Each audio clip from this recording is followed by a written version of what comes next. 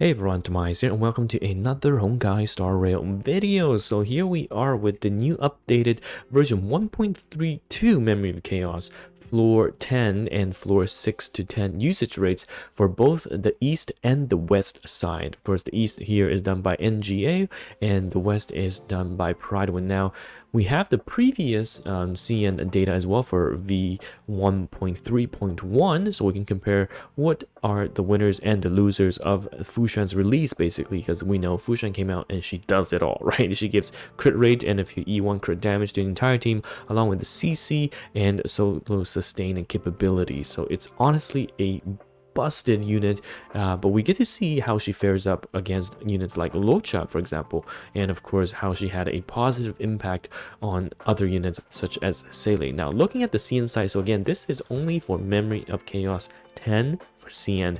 For the Pridewind side, they do things a bit different. It's data scraping, so it's players who submit the data plus some random UIDs that they scan to kind of broaden the spectrum, because they're not going to get 20,000 players submitting their own data, right? Because I mean the CM bros can do it, but not the West.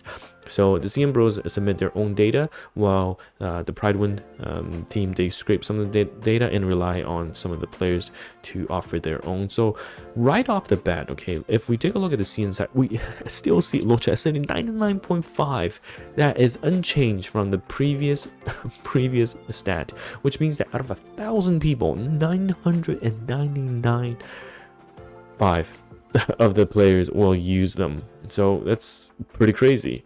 That is honestly such a high stat, and Locha keeps winning. Now Fushan, being the newest, soared up to 77%. Now not everyone, because this data just came out, right? So not everyone has a Fushan build, so we should expect to see this number rise, similar to how Danghan, this is earlier. So in terms of Danghan's usage rate was 81.5, but here we're looking at 88.4, surpassing Blade, because previously Blade was definitely a lot higher. So we can see that Danghan has definitely shot up. In terms of support, still Bronya and Tingming sitting at the top, and Bronya actually coming out a bit more ahead. So very interesting to see. Silverwolf has climbed from they're pretty much S tier to SS tier, just about a percent higher. Now what is going to be very interesting is actually Seele. So Seele was previously sitting at 70.2, which means out of 1,000 people, 702 people will use Seele, but now 74%. Definitely seeing some increased usage rate, and this I think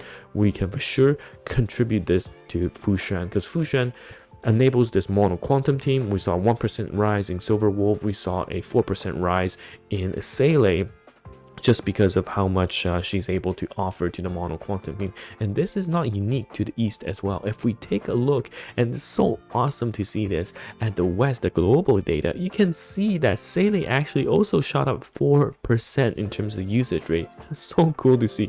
And the Danghan increased his usage rate as well, which means that units like Kafka, units like Jingyuan, if you're using another hypercarry, these usually are the first one to go. So Silverwolf dropped down 1% and Locha dropped by 10%, and Fushan is coming in at 31. But again, it's the first week, so not everyone should have a Fushan build, right? It's not that fast for a lot of the players. So very interesting to see the variations, but that overall the usage rate remains the same. Now 60% I think is a very high breakpoint, especially we only see two units. One's Tingming, who is arguably the best support, right? Just she is so good. Amount of support she offers, and a lot easier to obtain in comparison to someone like Bronya. So 63%, and Seele is not that far behind, 61.84. So for the West, definitely we're gonna see a ton more of Seele, and you will definitely for sure see more Seele comps now with Fushan's release. So you can see here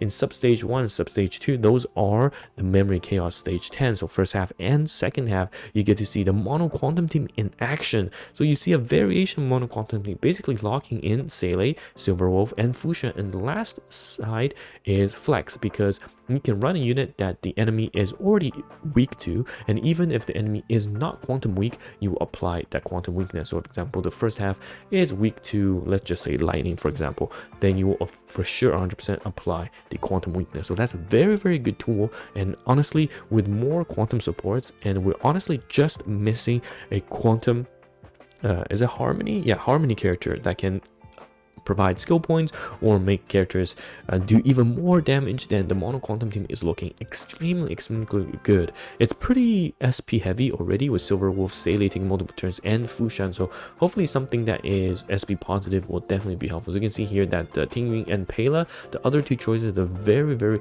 SP neutral, so that's always good to see. Now looking at the second half of Memory Chaos, you can see again very similar. Actually, Mono Quantum teams are doing really well, right? Fushan and then Silver Wolf, Seele, and then you can flex into Bronya, giving you that 8.3 cycle average, or Lynx. But we see still the Inhibitor Lune team going ham, and the best cycle here in the rank 4 section. Not the most popular, but for sure the best results. Inhibitor, Lune, Tingwing, Yukong, and Luocha. What a menace of a team. Basically having 3 Quantum and Yukong pushing out insane amounts of damage for Inhibitor Lune and making sure that that his imaginary type damage will do even more, because that's part of Yukong's kit, and of course Tingwing is also there. So this is a very interesting take on the Mono Quantum and how it changes. I think right now the two best teams at the current moment is going to be Seele for one side with Fushan, and Inhibitor Lune on the other side with Luocha. Now we also have of course Kafka on the dot team, but I do feel like Kafka is just missing one more 5-star dot unit, and that team will be super insane. And I've talked about this, right? If you look at the usage stats, you look at the team composition, I've talked about how things are going to be very different in terms of team composition. And for a lot of the free-to-play players, you will now start seeing, instead of a mix and match bag, you'll start seeing super meta teams form, in the sense of, I said, when Fushan gets released, your Mono Quantum typing with one or probably just one off typing unit to force whatever the enemy is fighting to apply the quantum weakness is going to be one specific meta team, and the other team is the Inhibitor Lune Luocha team in terms of imaginary damage with Tingwing or Bronya, doesn't matter what you use. And then with the release of Jinglu, we might be looking at potentially Blade Jinglu team, another one that manipulates HP if you know Jinglu is an HP manipulator. And then with the release of Topaz, if she's a character can support units like Jingwen or something, then we will see, you know, additional teams that are really good with each other to start to form, because you're no longer having the resource to go separate ways picking up all the hyper carries, but building units that supplement your existing teams. And I think that's the way forward, especially if Kafka, for example, gets another 5-star dot unit, right? Then you have the dot team pretty much reaching its peak. So this is how I think things are going to go, and how you're going to see the team start to form. Basically one hyper carry, and then units built around that hyper carry and have a theme to it, right? Themed base team is definitely the future. So let me know your thoughts. I think overall with the release of Fushan, we definitely have two of the best solo sustainers now in Luocha and Fushan. They just do so much more in comparison to the other units, but a lot of the free-to-play players, or a lot of the people that didn't pull for them, still rely on the good old Japard and good old Bailu, right? Because they just do, I mean, they work, and that's all you need. So let me know your thoughts on the East versus West in terms of utilization rate. It's so interesting to see how damn both went up across the two list, and then Seele also went up because of the Fushan release. So yeah, anyhow, it's TimaeuSS here, and I'll see you guys in the next video. Goodbye now.